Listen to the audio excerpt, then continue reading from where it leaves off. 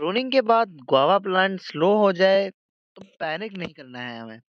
Hello everyone, कैसे हैं आप लोग? अगर आपने भी अपने गुआवा प्लांट की सर्दियों में प्रूनिंग की है और अगर प्लांट की ग्रोथ स्लो हो गई है, नई लीव्स नहीं आ रही है, प्लांट बिल्कुल शांत, डल या रुक सा गया है, तो सबसे पहली बात यह है कि हमें पैनिक नहीं करना है। आज की इस वीडियो में मैं आपको बताऊंगा प्रूनिंग के बाद प्लांट स्लो क्यों होता है, क्या ये नॉर्मल है या प्रॉब्लम है? कौन सी गलती लोग देते हैं जिसकी वजह से ये ग्रो नहीं कर पाता है? और कैसे प्रूनिंग के बाद फास्ट रिकवरी और हैवी फ्रूटिंग के लिए रेडी करें? ये एक नेचुरल, साइंटिफिक और प्लान प्रोसेस होता है। इस वीडियो में मैं आपको बताऊंगा प्रूनिंग के बाद प्लांट स्लो क्यों होता है, कब ये नॉर्मल होता है और कब प्रॉब्लम बन जाती है, और कैसे आप प्रूनिंग के बाद प्लांट को रिकवर करेंगे। आज की वीडियो पूरा देखना है आप लोगों को, क्योंकि ये एक्सपीरियंस नर्सरी वाले नहीं बताते हैं। तो पहले बात करेंगे प्रूनिंग के बाद प्लांट स्लो क्यों होता है। प्रूनिंग मतलब सिर्फ ब्रांचेस काटना नहीं होता है, प्रूनिंग का मतलब सिस्टम रीसेट करना होता है। जब हम प्रूनिंग करते हैं तो लीव्स कम हो जाती है, ओल्ड ब्रांचेस हट जाती है, फोटोसिंथेसिस टेम्परेरी कम हो जाता है। अब प्लांट क्या करता है? प्लांट न्यू लीव्स नहीं चाहिए, प्लांट्स खुद को हील करता है, एनर्जी को सेव करता है ज़्यादा से ज़्यादा। इस स्टेज पर ग्रोथ स्लो करता है, रिसोर्सेस रूट्स में शिफ्ट करता है, सर्वाइवल मोड में चला जाता है बेसिकली।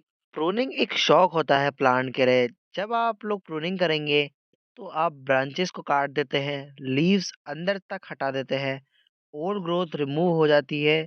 तो प्लांट का फूड साइकिल होता है वो थोड़ा टाइम के लिए ख़राब भी हो जाता है, क्योंकि जो लीव्स खाना बना रही थी वो भी कम हो जाती है। लीव्स कम इज इक्वल्स टू खाना कम। अब जब प्लांट में खाना कम बनेगा तो ग्रोथ कम होगी, रिपेयरिंग मोड में चला जाएगा सर्वाइवल के लिए।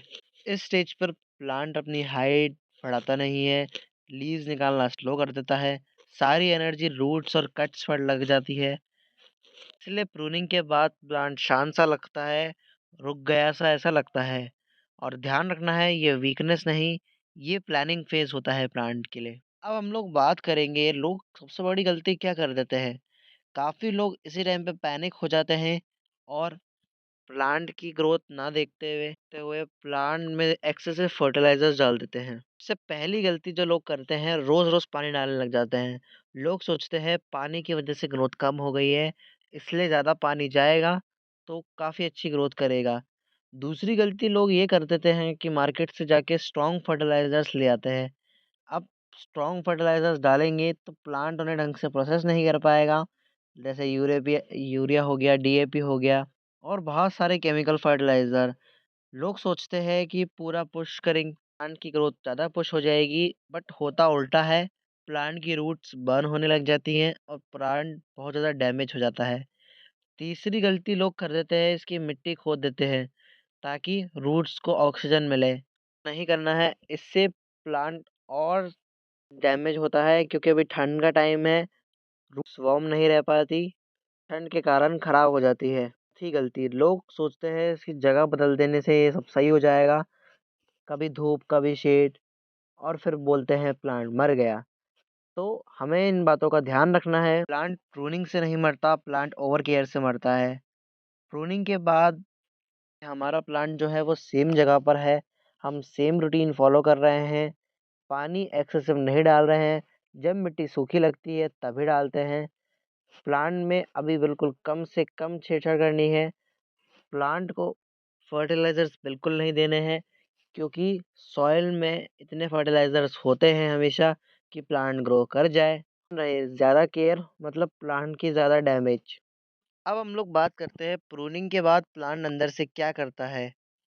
अगर ये चीज़ अच्छे से समझ में आ जाए तो हम लोग प्लांट को प्रूनिंग के बाद ज़्यादा परेशान नहीं करेंगे। प्रूनिंग के बाद प्लांट बाहर से नहीं लगता, पर अंदर से ज़रूर काम कर रहा होता है। इस फेज़ में रूट्स काफ़ी ज़्यादा स्ट्रॉन्ग होती जाती है। अगर आपने बड़े पॉट में लगाया है तो रूट्स काफ़ी ज़्यादा फैलती जाती है।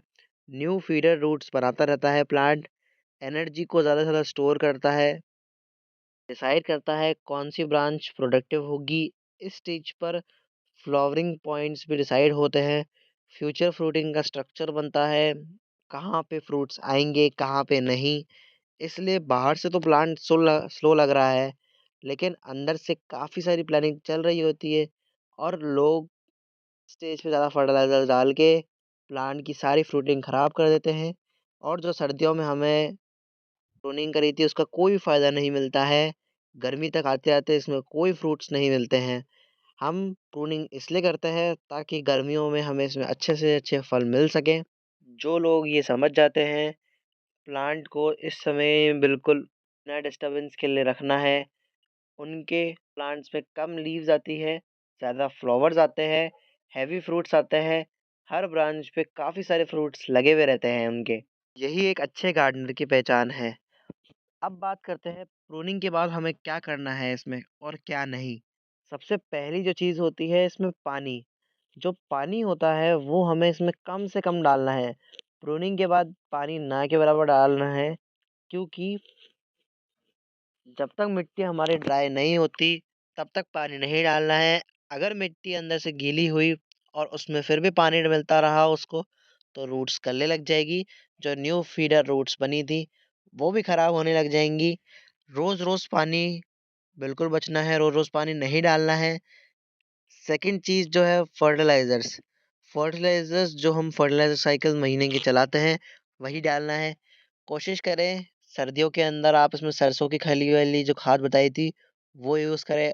उससे ये फ़ायदा होता है सरसों की खली एक गर्म खाद होती है, इसको डाइल्यूट करके आप डालेंगे, काफ़ी अच्छे रिज़ल्ट्स देखने को मिलेंगे।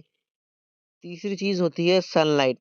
गुआवा को शेड पसंद नहीं है। अगर गुआवा को शेड मिलेगी सिर्फ तो उसमें सिर्फ लीव्स आएंगी और लंबी लंबी ब्रांचेस आएंगी। इसको कम से कम 6 से 8 घंटे की डायरेक्ट सनलाइट चाहिए, नहीं तो शूट्स काफ़ी लेट आते हैं इसमें, फ्रूट्स ना के बराबर ही आएंगे। फोर्थ चीज़ है पेशेंस, सबसे बड़ी चीज़। इसमें हमें 15 20 दिन 30 दिन तक इसमें अगर ग्रोथ नहीं होती तो भी नॉर्मल है। बस प्लांट लाइव रहना चाहिए अपना, क्योंकि हमारा जो प्लांट है वो अंदर से काफ़ी ग्रो कर रहा होता है। इसमें जो गर्मियों में फ्रूटिंग आएगी वो बम्पर फ्रूटिंग आएगी। फर्टिलाइज़र में इसमें आप वर्मी कंपोस्ट भी यूज़ कर सकते हैं। जो हमने किचन वेस्ट से बनाया था वो वर्मी कंपोस्ट में यूज़ कर सकते हैं। वो भी नेचुरली गर्म रहता है तो वो अच्छी फ्लावरिंग और फ्रूटिंग में हेल्प करेगा हमारे प्लांट को। अब हम लोग बात करेंगे कि न्यू ग्रोथ कब आएगी। ये फाइनल चीज़ है आज की, सबसे मेन चीज़ भी है। जनरली गुआवा में 2 हफ्ते के बाद आने लग जाती है। हमारे इसमें पहले ही आ गई थी फ्लावर बर्ड्स। जो फर्स्ट वीक होता है इसमें कोई विजिबल ग्रोथ नहीं दिखेगी, प्लांट सिर्फ कट सील कर रहा होगा। इस टाइम पर अगर आप रोज़ प्लांट को देख रहे हैं और बोल रहे हैं कुछ नहीं हो रहा तो ये याद रखना है कि ये बिल्कुल नॉर्मल है। सेकेंड वीक इस फेज़ में आप ध्यान से देखेंगे कि नोट्स के पास से छोटी स्वेलिंग या फिर ग्रीन पॉइंट दिख रहा होगा। ये लीफ नहीं होता है, ये सिग्नल प्लांट होता है कि प्लांट रेडी हो रहा है। थर्ड वीक में आप देखेंगे कि एक्चुअल न्यू शूट्स निकलना स्टार्ट हो गई हैं। सॉफ्ट लाइट ग्रीन कलर के शूट्स जो पहले स्लो निकलते थे और फिर डेली विजिबल ग्रोथ दिखाते हैं ये। फाइनली फोर्थ स्टेज में पीक तक आते आते इस फेज़ में लीव्स ओपन होने लगते हैं, ब्रांचेस थोड़ी स्ट्रांग दिखने लगती है और प्लांट का लुक सडनली फ्रेश हो जाता है। और यहीं पर लोग बोलते हैं अच्छा हुआ प्लांट बच गया, काफ़ी सही से केयर की थी। अगर आपका प्लांट गुआवा का ज़मीन में लगा हुआ है, मैच्योर प्लांट है और फुल सनलाइट मिल रही है तो ग्रोथ थोड़ी जल्दी आ जाती है। पॉट में लगा हुआ है, प्लांट यंग है, विंटर में लो टेम्परेचर चल रहा है तो ग्रोथ हमेशा ध्यान रखना है कि लेट ही रहेगी इसमें। ऐसे ही और गार्डनिंग टिप्स के लिए और प्लांट की सक्सेस ग्रोथ के लिए पेज को सब्सक्राइब कीजिए, वीडियो को लाइक कीजिए। मिलते हैं नेक्स्ट वीडियो में फिर किसी अच्छे टॉपिक के साथ। तब तक के लिए हैप्पी गार्डनिंग।